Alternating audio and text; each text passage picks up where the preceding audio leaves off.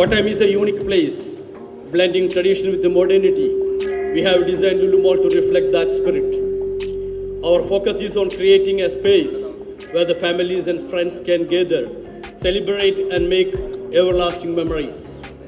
Whether it's the shopping or enjoying delicious cuisine, Lulu Mall promises an unparalleled experience for each and everyone.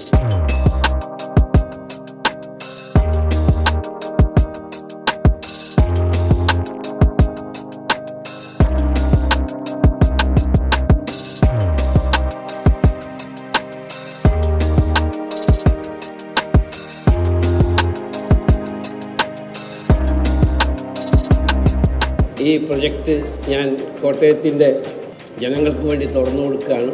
സ്നേഹത്തിൻ്റെ രീതിയിൽ നിങ്ങളത് സ്വീകരിക്കുമെന്നുള്ള ഉറപ്പുണ്ട്.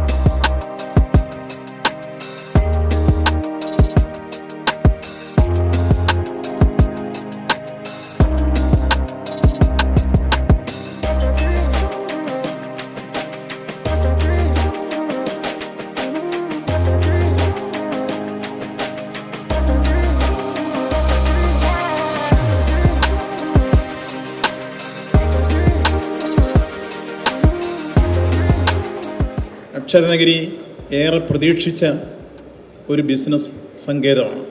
നമ്മുടെ രാജ്യം ആഗോളതലത്തിൽ സംഭാവന ചെയ്ത ഒരു ബിസിനസ് സാമ്രാജ്യം കെട്ടിപ്പടുത്ത ചക്രവർത്തിയായി മാറിക്കഴിഞ്ഞിരിക്കുന്ന MA യൂസഫ് അലി അക്ഷരനഗരിയിൽ വന്ന് നമുക്കേറെ ഗുഡ് ക്വാളിറ്റിയും ഗുഡ് പ്രൈസും അതേപോലെ ഗുഡ് പാർക്കിങ്ങും ഗുഡ് സർവീസും 4 കാര്യങ്ങളാണ് അദ്ദേഹം സൂചിപ്പിച്ചത്. 4 പ്രദാനം ചെയ്തുകൊണ്ട് ഇത്തരമൊരു വലിയ സ്ഥാപനം നമുക്ക് പ്രദാനം ചെയ്തു എന്നതാണ് അദ്ദേഹത്തോടുള്ള നമ്മുടെ കടപ്പാട്. അദ്ദേഹത്തിൻ്റെ കൊച്ചിയിലെ ലുലു മാൾ കണ്ടിട്ടുണ്ട്, തിരുവനന്തപുരത്തെയും കണ്ടിട്ടുണ്ട്, വിവിധ സ്ഥലങ്ങളിൽ പോയിട്ടുണ്ട്. ആ കൂട്ടത്തിൽ കുറേ കൂടി മെച്ചപ്പെട്ടതാണ് കോട്ടയത്തുകാരെ കൃത്യമായി മനസ്സിലാക്കിക്കൊണ്ട് നമുക്ക് നൽകിയിട്ടുള്ളത് എന്നെനിക്ക് തോന്നുന്നു. ആധുനിക സംവിധാനങ്ങൾ പൂർണ്ണമായി ഇവിടെ പ്രയോജനപ്പെടുത്തിയിരിക്കുന്നു. അതുകൊണ്ട് പ്രത്യേകം അദ്ദേഹത്തോട് നമുക്ക് നന്ദിയും അതോടൊപ്പം തന്നെ കടപ്പാടും രേഖപ്പെടുത്തുകയാണ്. ലോകത്തിൻ്റെ ബിസിനസ് ഭൂപടത്തിൽ ഒരു വലിയ സാമ്രാജ്യം തീർത്ത ഏറ്റവും വലിയ ചക്രവർത്തിയായി മാറിക്കഴിഞ്ഞ ശ്രീ യൂസഫ് അലിയുടെ മഹത്തായ അക്ഷരനഗരിയിലെ ലുലു സങ്കേതം ഔപചാരികമായി എല്ലാവരുടെയും അനുവാദത്തോടെ ഉദ്ഘാടനം ചെയ്തതായി പ്രഖ്യാപിക്കുന്നു. Dignitaries to kindly come onto the stage for the official launch ceremony of Lulu Mall Kottayam. V.N. Vasavan, Shri Thiruvananthapuram Radhakrishnan, Maman Matthew sir, Jose K. Mani sir, Shri Francis George, Shri Harris Biran, Mr. V. Muralidharan, Advocate V. D. Dino, Mrs. Binsi Sebastian, Shinu Binu, Mr. Dr. Muhammad Altaf, Salim Meme, and Fahaz Ashraf. India Lulu India CEO, Mr. Nishad M.A.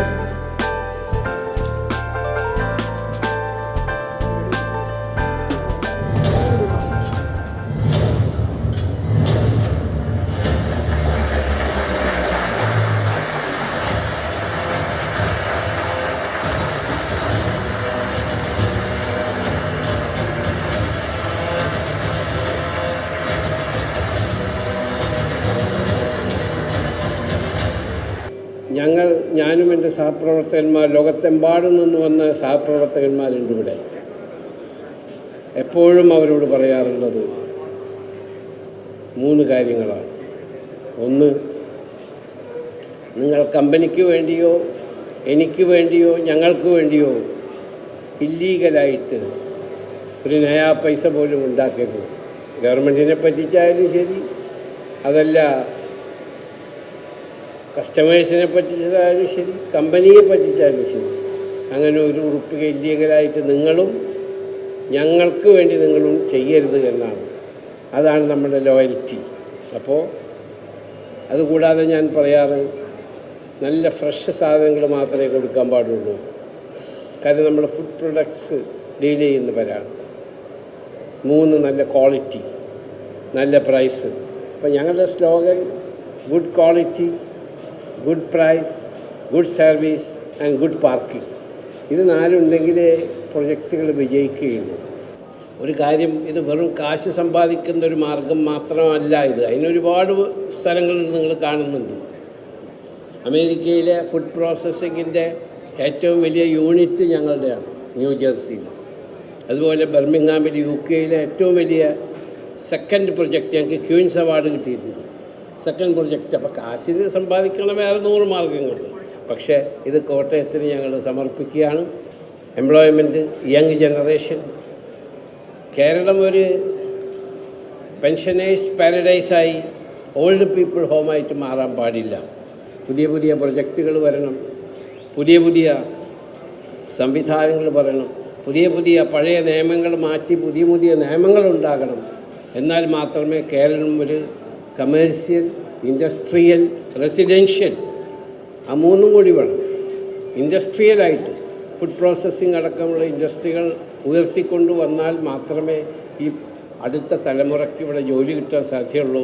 അല്ലെങ്കിൽ അവരൊക്കെ വീണ്ടും ഇവിടുന്ന് പുറത്തു പോയി ഇത് old people ഹോമായി മാറരുത് എന്നുകൂടി എല്ലാവരും അതിനൊത്തൊരുമിച്ച്, അതിന് കച്ചവടക്കാരും ബിസിനസ്സുകാരും ഇൻഡസ്ട്രിയലിസ്റ്റും അതുപോലെ പൊളിറ്റീഷ്യൻസും മീഡിയയും ഒക്കെ ഒത്തൊരുമിച്ച് പ്രവർത്തിച്ചാൽ മാത്രമേ അത് സാധ്യമുള്ളൂ.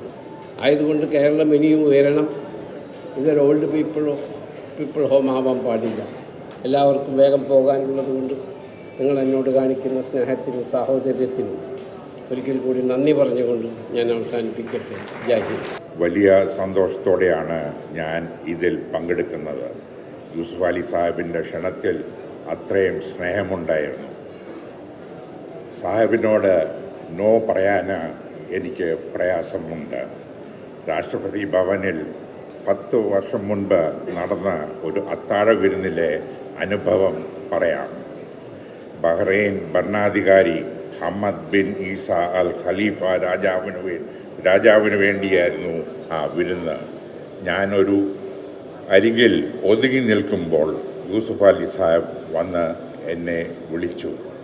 എന്നിട്ട് ഹമ്മദ് രാജാവിനെ പരിചയപ്പെടുത്താൻ എന്നെ കൊണ്ടുപോയി. ഞാൻ വേണ്ട എന്ന് പറയുന്നുണ്ട്. പക്ഷേ യൂസുഫ് അലി സാഹിബല്ലേ കക്ഷി. അദ്ദേഹം മനസ്സിൽ ഒന്ന് വിചാരിച്ചാൽ അത് നടക്കാതിരിക്കുമോ? അത് തന്നെ നടന്നു. രാജാവിനോടൊപ്പം രാഷ്ട്രപതി പ്രണബ് മുഖർജിയും ഉണ്ടായിരുന്നു. അപ്പോൾ യൂസുഫ് അലി സാഹിബ് മനോരമയുടെ പേരിൽ എന്നെപ്പറ്റി പല കാര്യങ്ങളും രാജാവിനോട് പറയുകയും ചെയ്തു. എന്നിട്ട് യൂസുഫ് അലി സാഹിബ് എൻ്റെ ചെവിയിൽ പറഞ്ഞു, രാജാവിനെ കേരളത്തിലേക്ക് ക്ഷണിക്കണ്ടേ? രാജാവ് അപ്പോൾ പറഞ്ഞ ഒരു കഥ എനിക്ക് ഇപ്പോഴും ഓർമ്മയുണ്ട്. അറബ് വസന്തത്തിൻ്റെ സംഘർഷകാലം. ആ കാലത്ത് അവിടുത്തെ ലുലു സ്ഥാപനങ്ങൾ രാത്രി മുഴുവനും തുറന്നു വെച്ചു. വില കുറച്ച് സാധനങ്ങൾ വിറ്റു. അവിടെയുള്ളവരെ യൂസുഫ് അലി സാഹിബ് സഹായിച്ച ആ കഥയാണ് രാജാവ് എന്നോട് പറഞ്ഞത്. പ്രിയപ്പെട്ട യൂസുഫ് അലി സാഹിബ്, അങ്ങയുടെ മനസ്സിൻ്റെ ആ നന്മയാണ് ലുലുവിൻ്റെ വളർച്ചയുടെ ഏറ്റവും വലിയ കാരണം. താങ്കൾ ചരിത്രമുണ്ടാക്കിയ ഒരു കഥ കൂടി ഞാൻ പറയട്ടെ. ഇന്ത്യയിലെ ബ്രിട്ടീഷ് വാഴ്ചയ്ക്ക് കാരണം ഈസ്റ്റ് ഇന്ത്യ കമ്പനിയാണ്. ഇംഗ്ലണ്ടിൽ ആരംഭിച്ച ആ കമ്പനി ഈയിടെ ഇന്ത്യക്കാരുടെ കയ്യിലെത്തി. അതിൻ്റെ പിന്നിൽ യൂസുഫ് അലി സാഹിബും ഉണ്ട്. അതിനുശേഷം സ്കോട്ട്ലൻഡ് യാർഡ് പോലീസിൻ്റെ ലണ്ടനിലെ ആസ്ഥാന മന്ദിരം കൂടി യൂസുഫ് അലി സാഹിബ് സ്വന്തമാക്കി. ഇന്ത്യയുടെ ചരിത്രമാണ് അത് കണ്ട് കൈയടിച്ചത്. ഇതാ ഞങ്ങളുടെ കോട്ടയത്തിൻ്റെ ചരിത്രത്തിലേക്കും യൂസുഫ് അലി സാഹിബിൻ്റെ ലുലു കടന്നു വരുന്നു. ഈ അക്ഷര നഗരിയിലേക്ക് ലുലുവിനെ പ്രാർത്ഥനയോടെ വരവേൽക്കട്ടെ. യൂസുഫ് അലി സാഹിബിനും ലുലു ഗ്രൂപ്പിനും എല്ലാ നന്മകളും ഞാൻ ആശംസിക്കുന്നു. എല്ലാവർക്കും നന്ദി. ഒരു പ്രവാസി വ്യവസായി എന്ന നിലയിലും ജീവകാരുണ്യ പ്രവർത്തകൻ എന്നുള്ള നിലയിലുമൊക്കെ മലയാളികൾക്ക് അഭിമാനമായിട്ടുള്ള ശ്രീ എം.എ. യൂസഫ് അലിയുടെ വിജയയാത്രയിൽ ഈ ഒരു അധ്യായം കൂടി എഴുതി ചേർക്കുന്ന ഒരു സംരംഭമായിട്ടാണ് ഞാൻ ഈ കോട്ടയത്തെ ലുലു മാളിനെ കാണുന്നത്. പ്രവാസ ലോകത്തിന് വലിയ കരുത്തായിട്ടുള്ള ജില്ല കൂടിയാണ് കോട്ടയം. അതുകൊണ്ട് തന്നെ കോട്ടയത്തിന് തിലകക്കുറിയായിട്ട് മാറും ലുലു മാൾ എന്നുള്ള കാര്യത്തിലും എനിക്ക് സംശയമില്ല. വിദേശകാര്യമന്ത്രി സഹമന്ത്രി എന്നുള്ള നിലയിൽ ഗൾഫ് മേഖലയുടെ ചുമതലക്കാരനായിട്ടുള്ള എനിക്ക് അവിടുത്തെ രാജകുടുംബങ്ങളിലടക്കം നമുക്ക് ഒരുപക്ഷെ ഇന്ത്യയുടെ അംബാസഡർമാർ മാറി മാറി വരും, പക്ഷെ ഒരു പെർമനൻ്റ് അംബാസഡർ ഇന്ത്യയുടേത് ശ്രീ യൂസഫ് അലിയാണ്. മാത്രമല്ല ജീവകാരുണ്യ പ്രവർത്തനത്തിൽ ഇന്ന് ശ്രീ യൂസഫ് അലിയോളം മുന്നിട്ട് നിൽക്കുന്ന മറ്റൊരു മലയാളിയില്ല.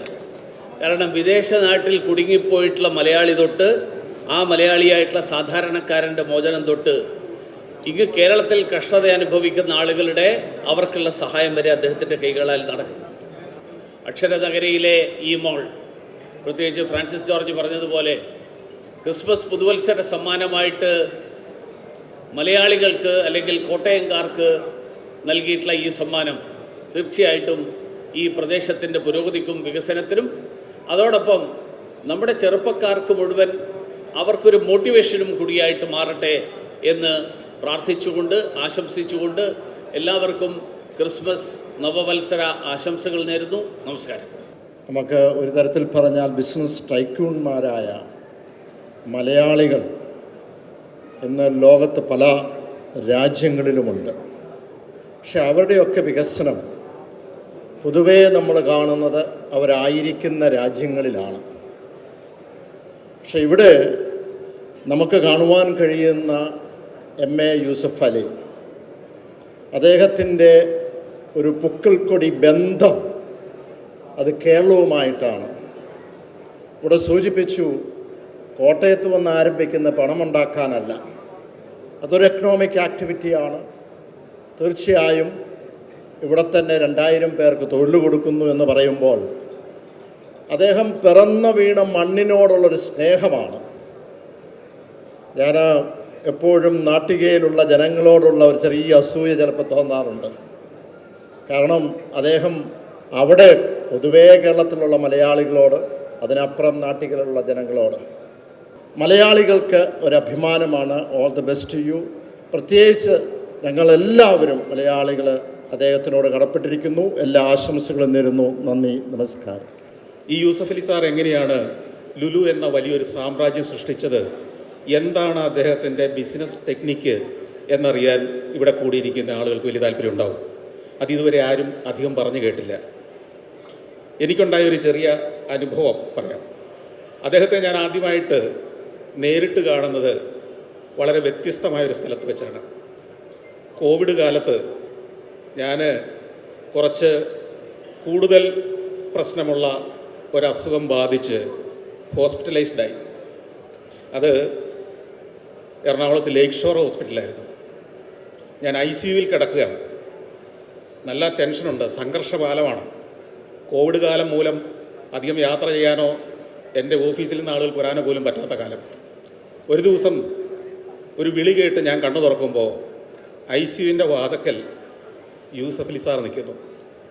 മാസ്ക് കെട്ടി, ശരീരമാകെ നമുക്കറിയാം കോവിഡിനെ പ്രതിരോധിക്കുന്ന വസ്ത്രങ്ങളൊക്കെ ധരിച്ച് അദ്ദേഹം ആ ദിവസങ്ങളിൽ എറണാകുളത്തുണ്ടായിരുന്നു. അദ്ദേഹം കാണാൻ വന്നിരിക്കുന്നു.